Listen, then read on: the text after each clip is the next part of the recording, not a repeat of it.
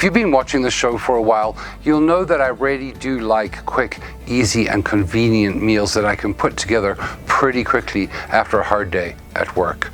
And this is one of those. Today on Jay's World Kitchen, I'm going to show you how to make an absolute classic, the sloppy joe.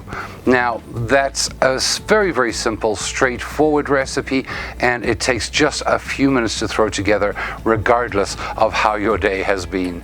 You're going to start off in a saucepan such as this, and we're going to put in I would say about a tablespoon worth of oil. I'm just using olive oil, but of course you can use whatever oil you have.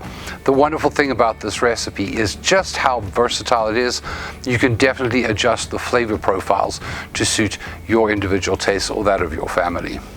Once that oil is nice and warm, we're going to throw in about one medium onion, which really comes to about, I would say, just over half a cup, almost a cup of onion, nicely diced, and we're just going to get that coated in that oil.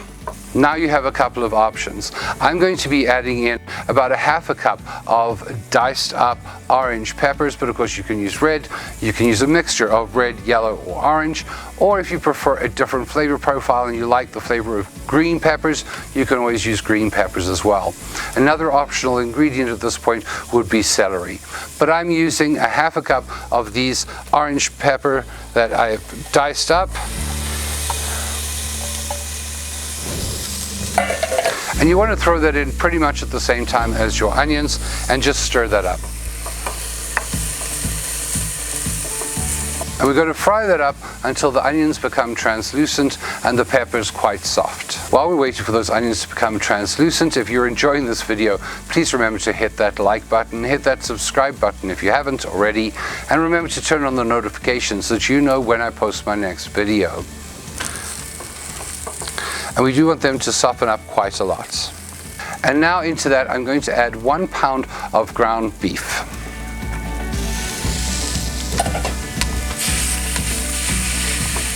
Break that up a little bit and then add in 1 teaspoon of salt.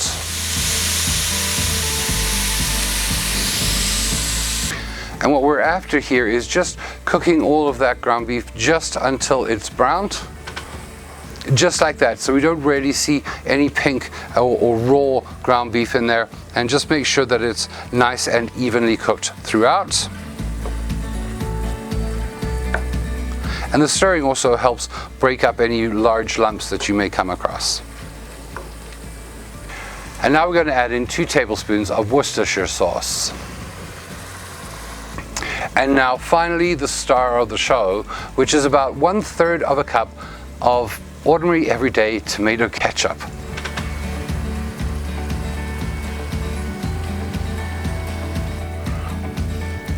And we're just going to make sure that that mixes in very well.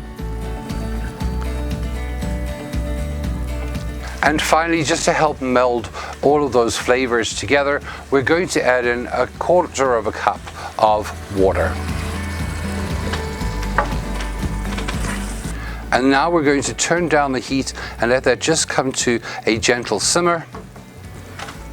And while that's simmering, I'd like to take a quick moment just to say a big thank you to all of my supporters on Patreon. Without their financial support, this channel would absolutely not be possible.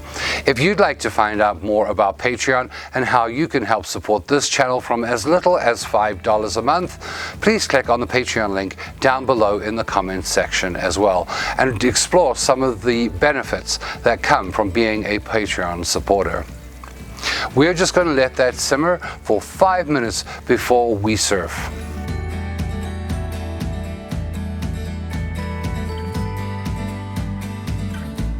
Now I actually really like the smell of this because it's a little bit different. So you can definitely smell tomato, but you can smell that ketchup sort of bite and tang, which is really nice. Now I've just served them on these beautiful homemade hamburger buns with a little bit of grated cheddar cheese, but of course you can serve it however you like. Now the nice thing I love about this recipe is just how versatile it is. We'll talk a little bit more about that, but I really wanted to give this a try.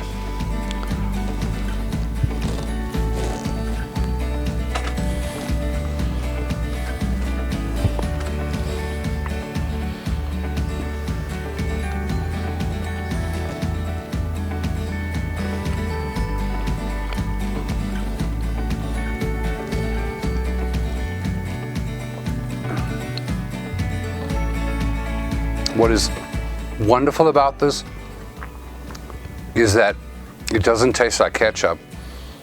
You can definitely taste that sort of sweetness from the ketchup in there, but I really do love the peppers in there. I love the crunch of them. Barely taste the onion in there, but it's there. The ground beef is really nice, and the whole thing sort of blends together really well. I'll tell you a little secret. If you make a lot of this and you keep some in the fridge overnight, it's even better the next day. But this is really great.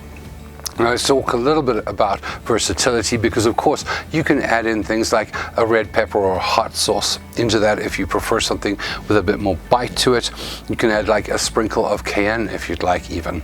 But really the peppers and the flavor profile is up to you. And if you tried this recipe and you adjusted it, I'd love to hear from you in the comment section below how this turned out for you and what you did to make it unique to you. If you'd like to see some more of my content, you can follow me on all of my social media, and those links are below in the comments section as well.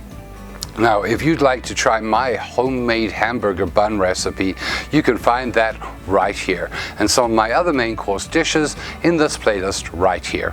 Thank you so much for watching, and until next time, happy eating.